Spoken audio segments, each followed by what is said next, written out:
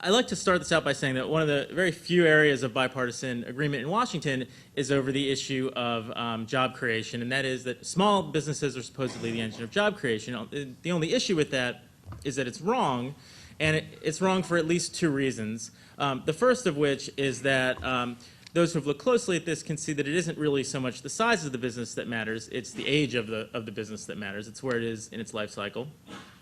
But second, even after we kind of correct for policymakers' conflation of size with newness, we're still left with this issue of whether or not the jobs created by entrepreneurs are actually good jobs, are actually the kind of jobs that really improve people's economic fortunes and that actually improve the economy at large.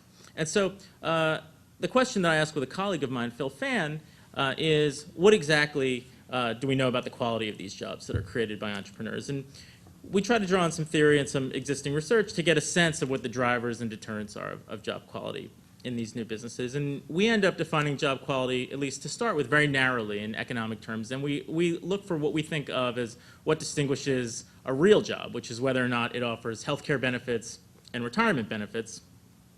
And in particular, there are three sets of factors that we focus in on. One is scale economies in production. A second is resource slack, so whether or not they're sort of indicators of supernormal profits, which could include things like patented intellectual property.